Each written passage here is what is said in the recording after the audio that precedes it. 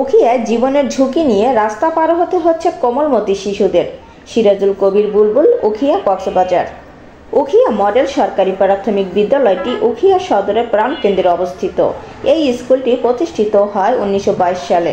বিভিন্ন সময় উখিয়া মডেল সরকারি প্রাথমিক বিদ্যালয়ের শিক্ষার্থীরা কৃতিত্বের স্বাক্ষর রেখেছেন। জেলা থেকে জাতীয় পর্যায়ে এটি উখিয়া উপজেলা মডেল প্রাথমিক বিদ্যালয় হিসেবে স্বীকৃতি পেয়েছে। বিদ্যালয়টি উখিয়া উপজেলার শ্রেষ্ঠ প্রাথমিক বিদ্যালয় হিসেবে স্বীকৃত। এই স্কুলে পড়াশোনা করে 778 জন ছাত্রছাত্রী, পাঠদান করেন 13 জন শিক্ষক। এলাকাবাসী জানান, এই স্কুলে আমাদের ছেলে মেয়ে পড়াশোনা করে যতক্ষণ স্কুল থেকে ফিরে না আসে ততক্ষণ পর্যন্ত আমরা উৎকণ্ঠায় থাকি। এটা যেহেতু আমাদের এখানে রোহিং যুদ্ধ এলাকা 1 নম্বর, আর এনজিওর লোকগুলো আসা যাওয়া করে, এখানে দামদর করে, এখনো কোনো পুলিশের কোনো কি নেই। এই পুলিশের সেফটি থাকতো, ট্রাফিক থাকতো, তাহলে আমাদের জন্য ভালো হতো। ছাত্ররা নিরাপদে পার হতে পারতো। তারপরে আর এখানে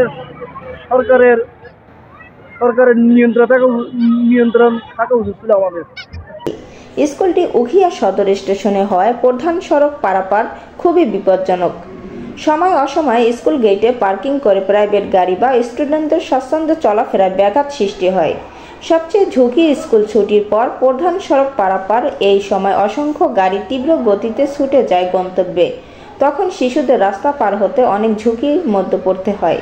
এর পূর্বেও রাস্তা পার হওয়ার সময় ব্যাটারি চালিত গাড়ির ধাক্কায় এক শিশু মারাত্মকভাবে আঘাতপ্রাপ্ত হয়। সামান্যতম বেখেয়ালি হলে গাড়ি ধাক্কা খেয়ে ঝরে যেতে পারে কোমলমতি শিশু প্রাণ। অভিভাবকদের প্রাণের দাবি, অনতিবিলম্বে উখিয়া মডেল সরকারি প্রাথমিক বিদ্যালয়ে লাগোয়া প্রধান সড়কে একটি স্থায়ী স্পিড ব্রেকার নির্মাণ করা হোক। পূর্ব দিগন্ত, মিষ্টি শিকদার, ঢাকা। সরকারের কোনো কিছু নিয়ন্ত্রণ নাই।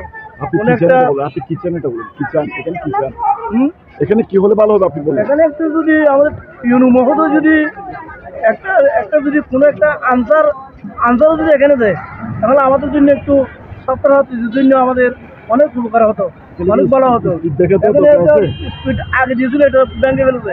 যদি আবার একটা স্পিড দেয় তাহলে আমাদের জন্য ছাত্রছাত্রীদের জন্য অনেক সুবিধা হতো, তাদের জন্য ভালো হতো, জনগণের জন্য বা এনজিও চালকদের জন্য বা আসলে যারা করে তাদের জন্য অনেক ভালো হতো। থ্যাংক ইউ বকুল ভাই।